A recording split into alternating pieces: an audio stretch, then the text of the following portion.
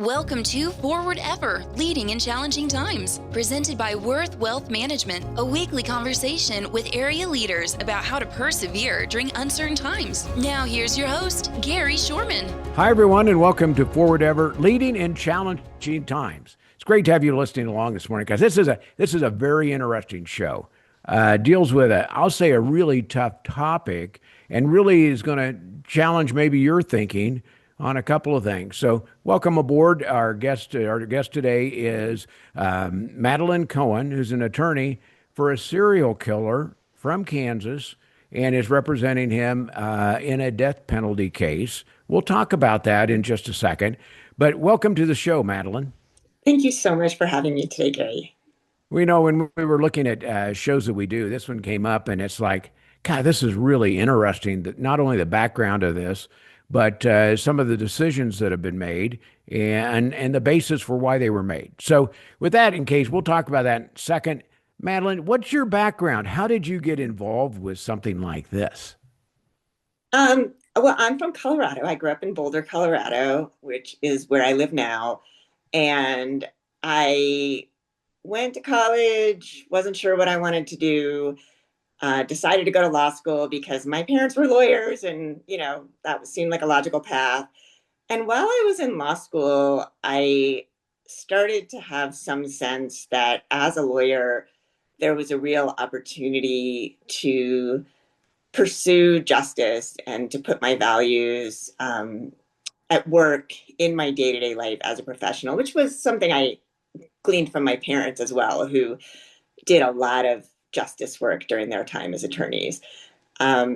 And during my first year out of law school, I had the honor to work for a federal court of appeals judge, Betty Fletcher, in Seattle, and got really a firsthand look at the death penalty.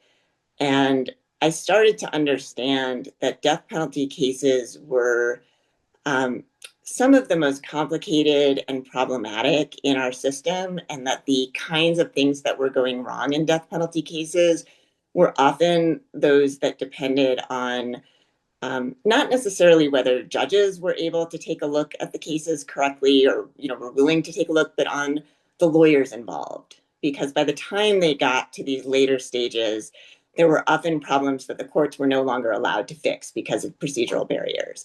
And so having a good lawyer in a death penalty case could mean the difference between life or death, and the difference between a proceeding that followed the Constitution and one that really wasn't worthy of the American criminal justice system. And so over time, I became more and more involved in death penalty cases, and I've now been doing this for about 30 years. Well, let's talk about kind of what happened recently this month. Kansas Governor Laura Kelly denied John Robinson, a convicted serial killer, clemency from his death sentence case. She denied that, but she has been consistent in denying those as well. Jump on board and explain that to those of us who are out here that are more novices at this. We know about the death penalty. We know about life imprisonment. We know about all those things that we hear about. Some we learn on TV. But in this particular case, what does that actually mean? Well, clemency is an opportunity for an executive, a governor, or a president to look at a case from a much broader perspective than the courts are in a position to do. And in a death penalty case in Kansas, if a governor commutes that death sentence, that's a commutation to life without parole. So that person is not going home. They're not getting out of prison. They're not having their conviction reduced. They will remain accountable and they will stay in prison forever. The question before the governor is whether continuing that person's death sentence is the right outcome, and not just the right outcome in the case, but is it right for Kansas? Is it serving the public interest? And among the arguments that we made in Mr. Robinson's case in particular is that he is almost 83 years old, and we have quite a road ahead of us in the courts because we have many serious legal issues and constitutional issues in his case. And I think it is very, very unlikely that John Robinson will live just by natural actuarial tables. It's very unlikely that he will live to see the end of these legal proceedings. And meanwhile, Kansas will continue to spend really significant amounts of money to pursue that death sentence that it will never carry out. And that's something we hope the governor would take into account, along with the broader costs of the death penalty system that are not serving the people of Kansas. And we could hold these guys accountable by sentencing them to life without parole instead. So talk about that in the death penalty case itself, not only for Mr. Robinson but others out there. Kansas has a history. We have the death penalty in place, but that has not been used actually or completed in a long time. Yeah, you're right. It's been since 1965 that Kansas has not executed anyone. So in 1976, 50 years ago this year, the Supreme Court said that states could resume the death penalty. So we've had a 50-year period in the United States of what we call the modern era of the death penalty. And during that time, Kansas has not executed anyone. Kansas brought back the death penalty in 1994. There was a lot of controversy about it at that time. The governor at the time was not supportive of the death penalty. There's been real bipartisan concern about the death penalty in Kansas throughout this 32-year experiment. And during that time, Kansas has sentenced 15 people to death. No one has been sentenced to death in Kansas in 10 years. Really not seeing a huge appetite for death sentences in this state. And 6 of those death sentences were either reduced on appeal to a life sentence, or the prisoner died during the time his case was on appeal. So there's 9 guys on death row right now. And as I said, no executions. And all of those cases still have a pretty long road of proceedings ahead of them. Let me put these costs into perspective for you, just so that people can understand what we're talking about. Folks will like to say, oh, we need to cut down all these appeals and death penalty cases. They go on forever. They cost too much. The costs really start at the very, very beginning when prosecutors make a decision to seek the death penalty. And what we've seen in Kansas, based on studies by outside folks, the Judicial Council, the Board of Indigent Defense Services, is that a trial in a death penalty case, wherever the death penalty is sought, that trial is going to cost 3 to 4 times as much money as a capital murder case where the prosecution does not seek the death penalty. That case might result in a death sentence. It might not. There hasn't been a death sentence in 10 years, but it's still going to cost 3 to 4 times as much just for the trial. And then we see that at every stage of the case, the costs are magnified. So I can keep throwing numbers at you. Between 1994 and 2018, the extra costs for death penalty cases cost the state of Kansas at least $23 million just for extra costs. Those could have been resolved with long prison sentences, life without parole sentences, hard 40 sentences. Instead, because the death penalty was pursued, $23 million of extra costs. Well, one of those things that you look at cost wise, somebody pays for that, correct? But on the other hand, the people of Kansas are paying for every dollar. Yeah, they pay for it. Comes out of taxes. It comes out of that stuff. But you look at families that are there that are involved, and they're going, I don't want this person around anymore. They took my loved one away from us, and I don't want them around. So you have that side of it that sort of feels right about the death penalty, but in the end, it's like, is that really the right thing to do? How much of that type of thing do you get into, or does it more just become a process that this is not working? How do we make it work? Or is it just, okay, this is not working, so let's put this person in this other category? Yeah, that's such an important question. I have not lost a loved one to murder, thankfully, and I really can't presume to know what folks who have suffered that kind of loss are going through. And I don't try to put myself in their shoes. I know that they have suffered beyond my understanding. But what I do know is that the death penalty is really a false promise to those families and also to the people of Kansas. Because what we want is accountability, we want finality, and we want justice. And we can accomplish that without the death penalty. what we see, and there are families who support the death penalty, there are families who don't support the death penalty, and everyone is really entitled to grieve however they want. That is not my place to question. But what we see with the death penalty is that we're telling a family, you will have justice someday down the road when this guy is executed. And that's a really different message than to say, we're going to convict this guy and we're going to put him in prison for the rest of his life. And you will have justice and he will be gone and you can focus on your own healing. And so we're telling them something else. We're telling them that justice will be later. And that, I think, is a false promise to those families. We're also diverting so much public resource that could be used to serve victim family members, could be used to prevent crime, could be used to improve our prisons, improve conditions for prison staff, all the things that actually make Kansas a safer and healthier place. The death penalty has never been shown to have any benefit in public safety.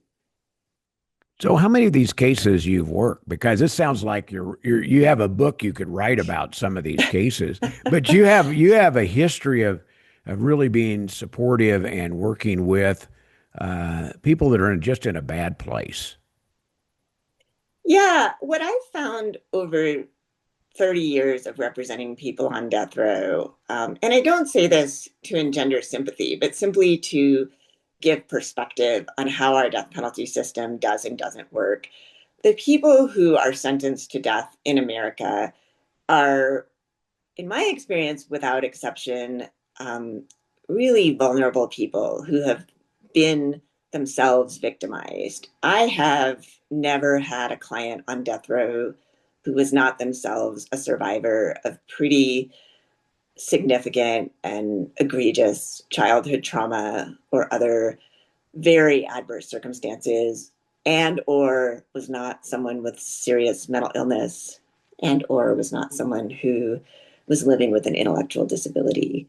And so these are not people who have had a lot of chances in their lives. And it's important for us to take that into account when we're thinking about whether the death sentence is something we should be carrying out. And again, I want to make clear the alternative is not letting anybody go home. We're talking about life without parole, which is a really, really serious sentence. If you spend any time in prison, it's not a good place to be.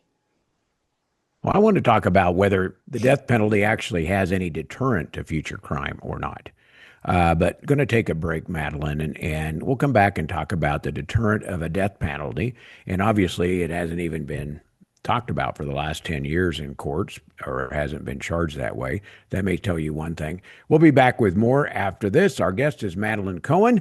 We're talking about the death penalty in Kansas and what she is doing to represent one of the people one of the persons on death row in the state of Kansas. Back with more after this. Since 1776, the United States of America continues to stand tall. It's been tested before, many times. Through grit and the ability to move forward, we create better tomorrows. We help our clients live their best lives to and through retirement. We make it easier. Thank you, Kansas. Worth Wealth Management, enhancing lives and strengthening families. Welcome back to Forward Ever, leading in challenging times. It's brought to you by Worth Wealth Management, where you can live with confidence. Our guest today, and an interesting topic, and it's really one of those topics that as a Kansan, you sit there and think, what is it in my heart? What do I think about this? And it's the death penalty. Madeline, you're representing a gentleman, Mr. Robinson, who's on death row. You're representing him and looking for clemency. The governor denied that a few weeks ago. But let's talk about the death penalty in general, and then we'll circle back to what the next steps are for you in this particular case. Does the death penalty actually change anything in Kansas? To me, it would. I can't imagine being in prison. I can't imagine being on death row. And yet, those of us that drive around the state drive by prisons with people on death row. Does it really help to have a death penalty? Actually, there's never been any proof that the death penalty deters crime. And what we've seen over time is that the states that don't have the death penalty tend to have lower murder rates than states that do have the death penalty. There's really not a deterrent justification for the death penalty. Ohio Governor Mike DeWine made a really profound statement about the death penalty in his state last week. And one of the main things that he cited, and he was a man who wrote the Ohio death penalty statute into law. He said, we can't justify it. It doesn't work. It doesn't deter crime. It's just siphoning off resources we could use to fight crime in our state, but it's not having that effect. The legal process takes some time to get through that. That's the whole case that we're talking about here. It just takes a lot of time.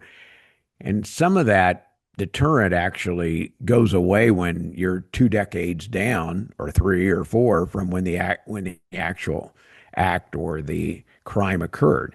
That's another part of it, isn't it? That's one way to look at it. Attorney General Kobach himself said a couple of weeks ago, he really acknowledged why we have to take time in death penalty cases, because we're talking about the possibility of taking a human life. And I know in a state like Kansas in particular, where people hold their faith to be so, so close, the idea of taking a human life is pretty enormous. And we can't get it wrong if we're going to do that. Um, Over the last 50 years, there have been more than 200 innocent people exonerated from having been convicted of a death sentence. And we know mistakes are made, and we know innocent people have been executed. So we don't want to be rushing through a process. And we know that very, very serious issues happen in cases. I'll give you a Kansas example to make this real. I know many Kansans are familiar with the wrongful murder conviction of a man named Floyd Bledsoe.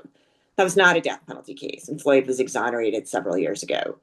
But by the time Floyd was finally proven by DNA evidence to be innocent and he was exonerated, his appeals were over. And if he had been on death row, he would have been eligible to be executed. So those are the kinds of things that we need to prevent. And we can't always ensure that they're going to happen within the span of, just a first appeal. We have to have the reinvestigation that comes with post-conviction. We also know, No, yeah, go ahead. Ask me another question. I'll shut up. no. I want to follow up with that same thing, because you've looked at a lot of these different cases that are out there, and is there enough? This is attorney talk. Is there enough evidence to say Kansas should just get rid of the death penalty? Well, I think that's a matter for Kansas to decide. And the Kansas legislature has certainly had very strong bipartisan support for ending the death penalty in Kansas. The question is, what is the death penalty doing for the people of Kansas? And, in our clemency application to Governor Kelly, we asked that she take into account the failed system that produced Mr. Robinson's death sentence, and really think from her perspective as governor, where she can take all of the available information into account, whether continuing that death sentence is the right thing for the people of Kansas, because it is a failed policy. It's wasteful and it's ineffective. Your conversation today, and I just thought of this as we were talking. It brings back John Grisham has a book called The Guardians, and an attorney that travels around the country, and he represents people on the final stages of death row. You're writing that same thing for doing that. Are there resources as we leave today's program that help people understand both sides of this issue? Because I get the feeling you understand both sides of it, but there is a process that's going on, and you're a part of that process. How do people understand maybe the process better than just death penalty or no death penalty? Yeah, that's a great question.